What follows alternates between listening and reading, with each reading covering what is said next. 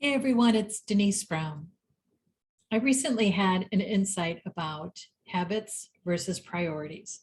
Now, I've always focused on priorities during caregiving because I really think ultimately the experience feels like just shifting priorities. And that's how we manage the responsibilities. That's how we manage our energy. That's how we manage our decisions and choices. We think about what's the priority right now.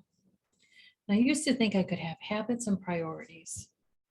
And I suppose maybe you could, but for me, I have a much easier way of looking at my day if I just think of my day as really strictly full of priorities.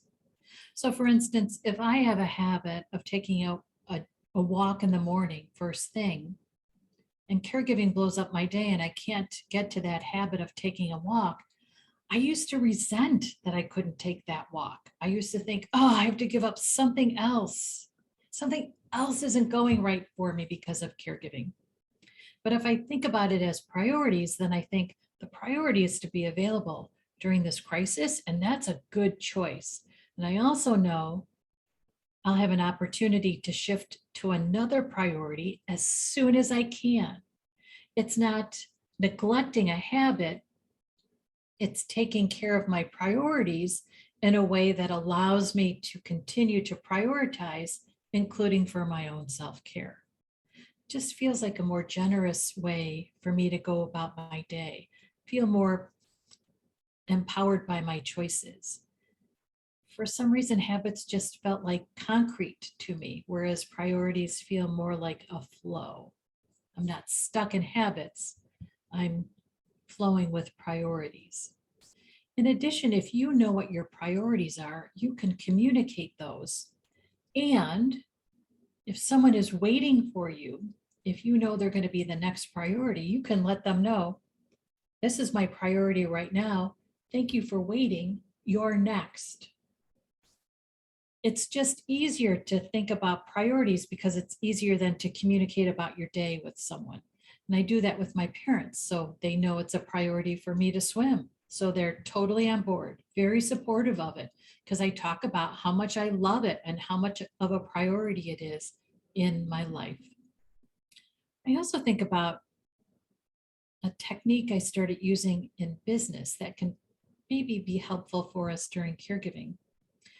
So I used to be inundated with requests for my time, for my insights, for my expertise, and it was absolutely overwhelming for me. And the requests that I would get kind of they got to me because I would be so frustrated. I would think, I am not going to go out and get funding for your startup. I just am not going to do that. And so I not only did I get overwhelmed by the request, but I got overwhelmed by these responses. And I know that there's easy ways to respond, like I can't. But for me, I found this suggestion from a business coach to be particularly helpful. And it's this idea that you send an email back that says, thank you so much for letting me know about your startup. My priorities right now are, and then I would list my three priorities: planning an event, finishing my latest book, helping this group of family caregivers. If your initiative aligns with these priorities, please let me know. And I'd love to talk to you more about how we could work together.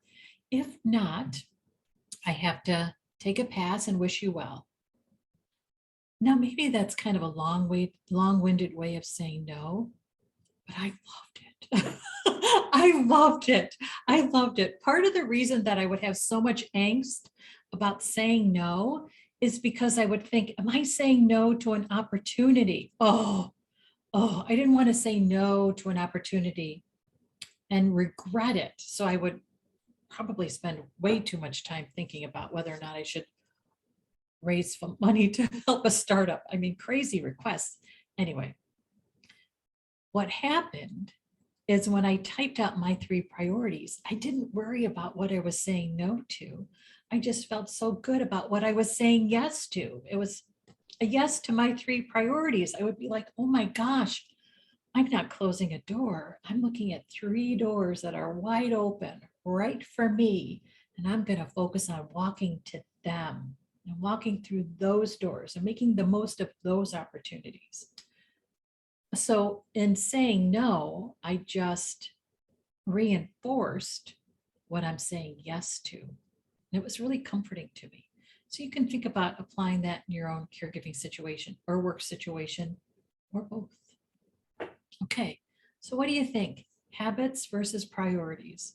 Which do you like? Habits, priorities, both? I'd love to hear from you. I'd love to hear what you think.